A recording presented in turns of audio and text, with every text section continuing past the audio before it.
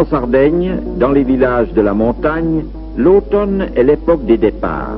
Quand le froid commence à se faire sentir au début de novembre, les bergers rassemblent le troupeau pour l'amener dans les pâturages de la plaine. Ils y restent tout l'hiver, en restant absents de leur maison pendant plusieurs mois. C'est un itinéraire qu'ils doivent encore aujourd'hui effectuer à pied, comme autrefois, en traversant en route, prairies et rivières. Une longue marche qui dure des jours et des nuits, pour arriver loin d'ici au pâturage où les troupeaux passeront l'hiver. Ici, l'élevage des troupeaux est la principale activité économique. Ainsi, quand arrive l'époque de la transhumance, les villages des montagnes de Sardaigne, déjà si peu habités, sont presque complètement désertés par les hommes. Voici Desulo, un petit village entouré de belles châtaigneraies, accroché sur les pentes rocheuses du mont Gennargentu, à 1000 mètres de hauteur. Les conditions géographiques de l'endroit constituent le premier obstacle à affronter pour les habitants. La vie devient un rapport permanent avec la nature, non pas un rapport aimable et bucolique, mais une lutte quotidienne, où chaque geste est mesuré sur le rythme des saisons, un effort perpétuel pour s'adapter aux ressources d'une nature exceptionnellement avare.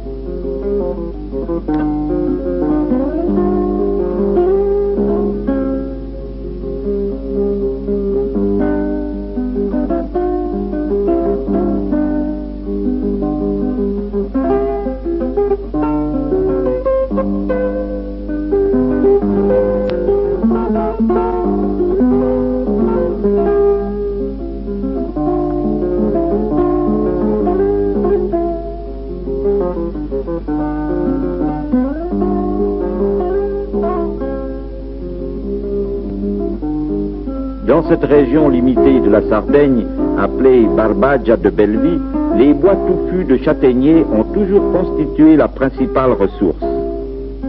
C'est une agriculture primitive, une économie qui au fond n'exige même pas un système de culture, mais qui se borne à récolter les fruits que l'arbre fournit naturellement.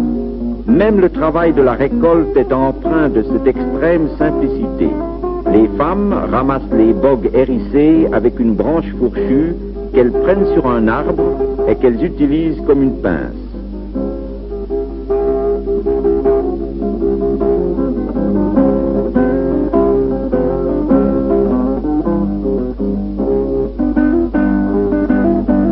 Dans cette économie pauvre, où les hommes sont presque tous des bergers, ce sont les femmes qui s'occupent des travaux de la campagne, en assurant ainsi la subsistance quotidienne. Après avoir réuni les bogues en tas, les femmes font gicler les châtaignes hors de leur enveloppe hérissée au moyen d'un caillou tranchant et pointu, véritable hache préhistorique. Mais ici, chaque geste, chaque outil découle d'une expérience séculaire.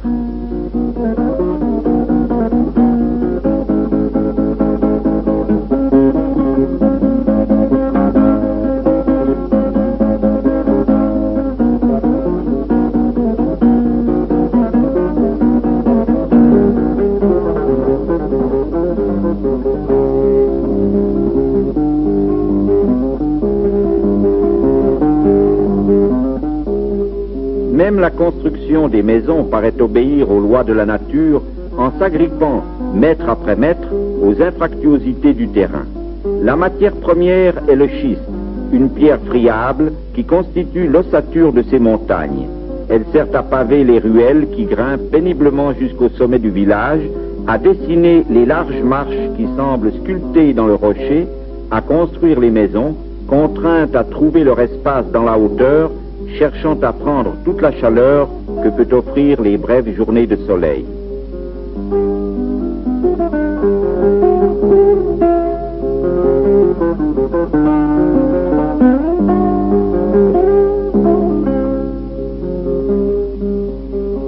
La présence du costume traditionnel, avec la vivacité de ses couleurs, marque encore davantage l'immobilité de ce paysage, même si certaines femmes ne le revêtent plus. Il y a quelques années encore, toutes le portaient, même les fillettes qui donnaient une note joyeuse aux ruelles du village, avec leur caractéristique coiffe rouge, si chère aux touristes.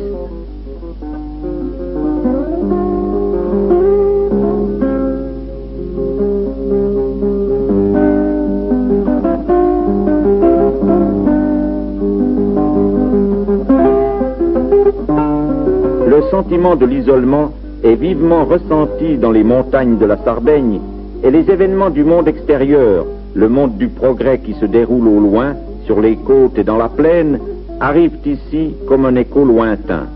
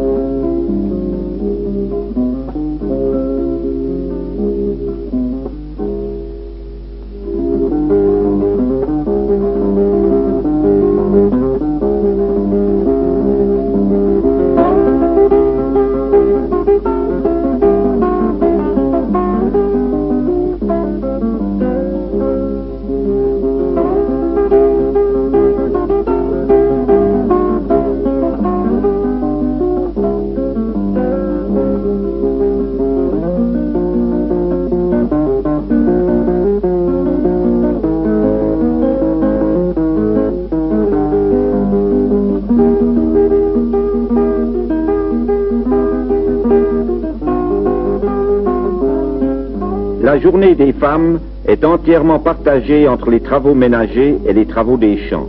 La structure matriarcale de la société des bergers, qui est commune à toute la région intérieure de la Sardaigne, est avant tout une nécessité, la conséquence logique d'une économie qui, en éloignant les hommes de leur maison pendant plusieurs mois, oblige les femmes à faire tout le reste du travail et à prendre toutes les responsabilités familiales. La fermeté tranquille de ces femmes, comme la forte cadence de leur démarche paysanne, provient de cette habitude aux travaux les plus durs.